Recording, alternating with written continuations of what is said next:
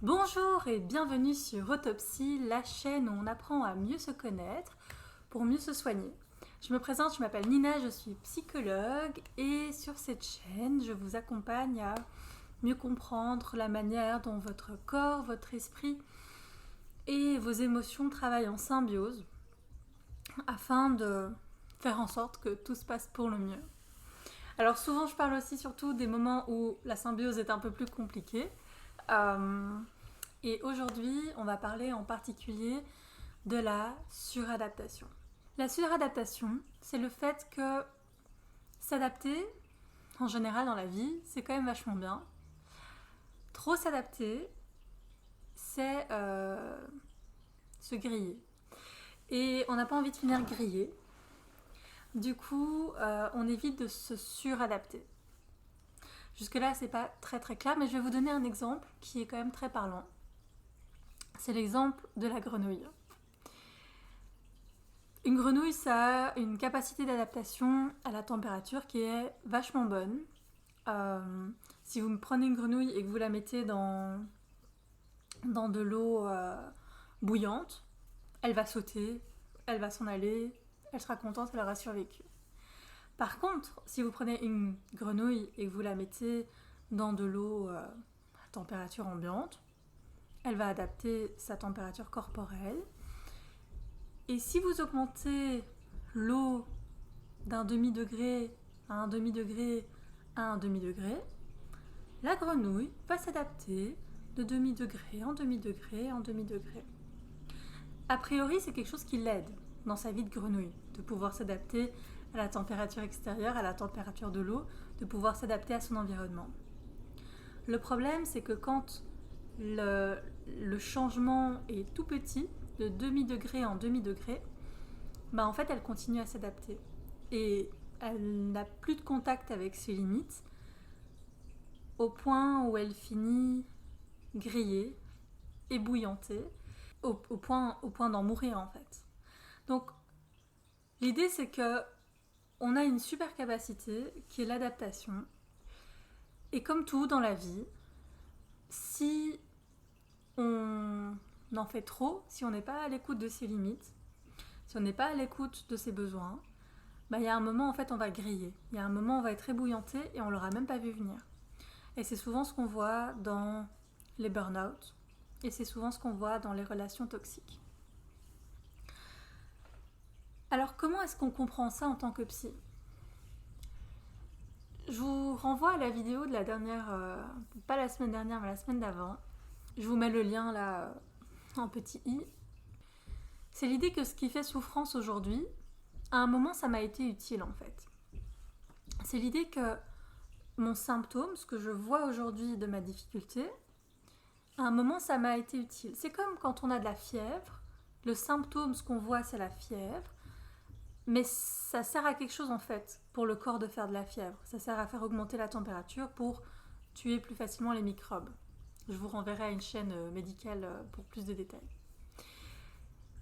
C'est la même chose en fait. Si je suis en suradaptation, si j'ai mon système nerveux qui est fatigué parce que je suis tout le temps en train d'essayer de m'adapter, ça a une bonne raison d'être. En tout cas, ça a eu à un moment une bonne raison d'être. Et donc, c'est intéressant d'aller voir qu'est-ce qui fait qu'aujourd'hui, j'ai cette capacité de m'adapter, ça c'est top, s'adapter, mais de me suradapter. Qu'est-ce qui fait que je vais m'adapter au point de disparaître, au point que mes besoins ne seront plus entendus ? Qu'est-ce qui fait que je vais m'adapter au point de m'écraser ? Qu'est-ce qui fait que je vais m'adapter tellement bien à un environnement de travail toxique qu'au bout d'un moment, je me reconnaîtrai plus dans mes valeurs, je me reconnaîtrai plus dans mon éthique professionnelle, je me reconnaîtrai plus dans mon métier et je me réveillerai un bon matin en me disant en fait c'est pas pour ça que j'ai fait toutes ces études, c'est pas pour ça que j'ai signé, c'est pas ce que je veux faire de ma vie. Qu'est-ce qui fait que petit à petit j'en viens à être dans de l'eau bouillante et à toujours tenir et à continuer et à y aller? C'est la suradaptation. Et souvent, ça vient d'une situation où on a dû en fait se suradapter pour survivre, parce qu'on n'avait pas le choix. Et souvent, ça va être quelque chose qu'on va avoir appris dans l'enfance. Je suis psy. Je vais vous dire que ça vient de votre enfance de temps en temps quand même. Alors, ça peut être parce qu'on a été avec des parents qui n'étaient pas disponibles à répondre à nos besoins, que ce soit à un niveau matériel, que ce soit à un niveau physiologique, que ce soit à un niveau émotionnel.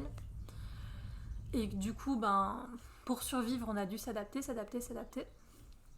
Que ce soit au niveau de l'école, où on a été harcelé, on a eu des difficultés, que ce soit avec les professeurs ou avec les élèves, et où là aussi, pour survivre, on a dû s'hyper adapter. C'est-à-dire qu'on a appris dans notre enfance à nier nos limites, à nier nos besoins, à nier le c'est trop. Et on a appris à nier ça, mais pour une bonne raison, qui était qu'à ce moment-là, il fallait survivre. Et donc à ce moment-là, ça avait du sens de faire comme ça. Exactement comme avec la fièvre. Par contre, aujourd'hui, est-ce que ça a encore du sens que je reste dans une relation qui est toxique et où je dois tellement m'adapter que j'existe plus, en fait, que c'est le désir de l'autre qui est plus important que le mien. Je vous renvoie à la vidéo sur les pyjamas trop petits, à la vidéo sur les relations toxiques. Est-ce que ça veut dire que je dois rester dans un travail où finalement je ne m'y retrouve pas? Au début, ça allait, ça faisait sens, et puis petit changement par petit changement, est-ce que tu peux faire ça? Est-ce que tu peux me prendre un peu sur toi? Est-ce que tu peux mordre un peu sur tes limites? Est-ce que tu peux mordre un peu sur ta chic, comme on dit en Belgique, c'est-à-dire prendre sur soi, prendre sur soi, prendre sur soi? Est-ce que tu peux faire quelque chose que tu trouves pas très éthique? Est-ce que tu peux faire quelque chose que tu trouves pas très professionnel? Est-ce que tu... Et en fait, c'est vraiment petit à petit, à petit, à petit. Et quand on a une grande capacité d'adaptation, en fait, on va s'adapter, on va s'adapter, on va s'adapter, on va s'adapter. Et il y a un moment où on grille. Il y a un moment où le cerveau, il dit, en fait, je peux plus. En fait, c'est pas possible. Et ça, souvent dans le travail, ça va être le burn-out. Et souvent dans les relations, ça va être un gros éclat de en fait, tu me rends fou, en fait, tu me rends folle, en fait, c'est pas possible pour moi. Alors, qu'est-ce que ça veut dire? Ça veut dire que l'adaptation en tant que telle, c'est quelque chose de génial. Et si vous êtes du genre à savoir vous adapter, mais franchement, c'est génial. Ça veut dire que vous avez une grande capacité, une grande compétence qui, je suis sûre, vous a amené très loin dans votre vie jusqu'à aujourd'hui. Et je suis convaincue qu'elle vous amènera très très loin dans votre vie encore après. Que vous allez pouvoir du coup passer tous les gros challenges de la vie, que vous allez pouvoir vous adapter à tous les gros challenges de la vie. Et en même temps, comme toujours, il y a les deux faces de la même pièce, les deux faces de la médaille. Je vous invite à vraiment toujours être à l'écoute de vos limites, être à l'écoute de vos besoins, être à l'écoute de vous-même en fait, pour ne pas vous suradapter en fait, pour pouvoir être adapté, mais pas suradapté. Ok? Comment on fait tout ça? Je vous renvoie à mes autres vidéos, à la vidéo sur le fait d'être à l'écoute de nos besoins, nos désirs, nos limites et nos devoirs, de comment est-ce qu'on jongle avec tout ça, tout en étant attentif au fait que est-ce que je suis en train de m'hyper-adapter ou est-ce que je suis vraiment à l'écoute de mes besoins et de mes limites? Et la deuxième chose, c'est de pouvoir faire la part des choses justement entre qu'est-ce qui dans cette adaptation que je suis en train de faire au travail ou que je suis en train de faire dans mon couple est soutenant, ou est-ce que m'adapter ici ça va être soutenant pour moi, ou est-ce que ça va me porter, ou est-ce que ça va me faire du bien, ou est-ce que ça va répondre à des besoins ou à des envies, et où est-ce que ça me bloque? Où est-ce que ça me bloque d'être dans une adaptation? Est-ce que je ne suis pas dans de la suradaptation? Est-ce que je ne suis pas en train, par exemple, au travail, de me fermer des portes de lieux de travail où je pourrais être beaucoup plus épanouie, parce que beaucoup plus juste par rapport à mes valeurs, par rapport à mes besoins, etc. Et où est-ce que je suis en train de m'adapter,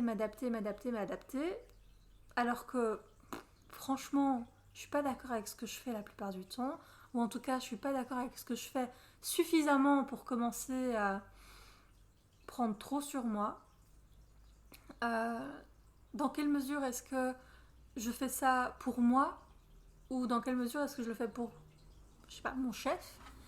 Et donc de me demander, mais qu'est-ce qui fait que je continue à m'adapter? Est-ce que c'est des raisons qui sont soutenantes ou est-ce que c'est des raisons qui sont bloquantes? Est-ce que je suis en train de continuer à m'adapter seulement parce que je suis dans des croyances que le monde c'est que s'adapter, s'adapter, s'adapter et que mes limites, ben, en fait, elles valent rien, que mes besoins, au fond, ils n'ont pas besoin d'être remplis, que c'est d'abord les besoins des autres qui doivent être remplis et ensuite les miens? Ça, c'est des questions super importantes à se poser. Et aussi de se demander, mais en fait, qu'est-ce qui fait que j'ai cette croyance que je dois me suradapter? D'où est-ce que ça me vient? Où est-ce que j'ai appris ça? Et à quel moment dans ma vie ça a été soutenant? Parce que c'est super important de se rendre compte que ces choses qu'on n'aime pas chez nous aujourd'hui, qui sont des problèmes chez nous aujourd'hui, en fait, ça a été hyper soutenant à un moment dans notre vie. Moi, pourquoi est-ce que je vous dis que c'est super important de réaliser ça? C'est parce qu'en fait, il n'y a rien de négatif à l'intérieur de nous. C'est ce qui est là à l'intérieur de moi, ça a été utile un jour, ça a été précieux, ça a été fort, ça a été intéressant. Et c'est juste de pouvoir faire la part des choses. C'est-à-dire, ok, ça a été important pour moi à l'école de me suradapter parce que sinon, j'allais être exclue et qu'en tant qu'enfant, quand on n'a que l'école dans sa vie ou presque, être exclu, c'est comme une forme de mort psychique et c'était pas du tout possible pour moi à ce moment-là. Du coup, j'ai fait du mieux que je pouvais avec ce que j'avais et je me suis suradaptée. Et pouvoir me dire, mais est-ce que ça fait encore sens aujourd'hui qu'au travail, l'adulte que je suis me suradapte à quelque chose qui ne me correspond pas? Est-ce que j'ai pas envie de faire une autre expérience de ça? Est-ce que j'ai pas envie de voir ce que c'est d'être inclus dans une équipe avec laquelle j'ai envie d'être, dans laquelle j'ai envie de m'investir? Donc de pouvoir un petit peu faire ce petit bilan de est-ce que je suis en train de me suradapter pour des raisons avec lesquelles je suis d'accord et jusqu'où est-ce que je vais aller. Ça c'est super important. Et de me demander est-ce que je suis en train de me suradapter juste parce que je crois qu'en fait il n'y a que ça qui existe dans le monde, dans la vie. Il n'y a que la suradaptation qui existe. Et vraiment la question de jusqu'où est-ce que je vais, si c'est parce que ça fait sens pour moi, elle est super importante. Parce que peut-être qu'au niveau de vos devoirs, pour vous c'est super important de répondre à vos devoirs, parce que vous êtes une personne à responsabilité, vous êtes une personne qui a le sens des responsabilités, c'est peut-être super important pour vous, mais c'est super important aussi de vous demander jusqu'où est-ce que vous allez et comment vous y allez. Parce que peut-être que vous pouvez aller là où vous avez envie de répondre à ses besoins, à ses responsabilités, mais peut-être que vous pouvez y aller différemment aussi. Peut-être que la question c'est pas juste jusqu'où je vais, mais aussi comment j'y vais. À quel rythme j'y vais? Est-ce que je me fais des petites pauses sur le chemin? Ça, on fera une vidéo sur les petites pauses, je crois. Et comment est-ce que je peux prendre soin de moi sur ce chemin-là? D'accord? C'était une vidéo assez courte, c'est vrai, mais je trouve franchement super importante et j'avais très envie de vous la partager parce que on est dans une société où on nous invite à nous suradapter tout le temps, quoi. Enfin, le système va pas tellement s'adapter à nous, alors c'est nous qui devons nous adapter. C'est vraiment comme au niveau de la mode, où c'est nous, en tant que personnes lambda, ou les mannequins en tant que professionnels de la mode, qui doivent adapter leur corps à des vêtements. C'est nous qui devons absolument maigrir. Enfin, franchement, au niveau de la mode, maintenant c'est de mieux en mieux, heureusement, mais il y a vraiment une période où il fallait que le mannequin s'efface pour que les vêtements puissent être mis en valeur. Et donc, s'il y avait une espèce de suradaptation du corps pour le vêtement, c'est un peu la même chose, c'est-à-dire qu'on est dans une société où on est dans des espèces de suradaptation absurdes, où on n'est plus à l'écoute de soi-même en fait. Enfin, je sais pas si mon exemple était très pertinent, mais on est dans une société où on valorise énormément le fait d'hyper travailler, d'être tout le temps au boulot, d'être tout le temps en train de travailler, de pas prendre de pause. Ah, j'ai pas eu le temps de manger aujourd'hui. Mais comme si c'était une fierté, alors que, a priori, t'as besoin de manger, enfin, c'est un besoin. Donc, ne pas avoir le temps de manger et ne pas manger, c'est de la suradaptation. C'est super important de le réaliser. Ou ne manger en faisant autre chose, en continuant à travailler, ne pas prendre de pause, enchaîner les rendez-vous sans avoir un seul moment pour soi-même, alors qu'on sait très bien que le cerveau a une capacité d'attention d'environ 50 minutes, puis il a besoin de pause, puis de nouveau 50 minutes. C'est de la suradaptation en fait. Donc on est vraiment dans une société qui nous demande de nous suradapter tout le temps. Et du coup, c'est super important que nous, en tant qu'individus, on puisse se poser la question de mais est-ce que je suis d'accord avec ça? Est-ce que je suis d'accord avec le fait de ne pas prendre de pause? Est-ce que je suis d'accord avec le fait d'enchaîner les rendez-vous?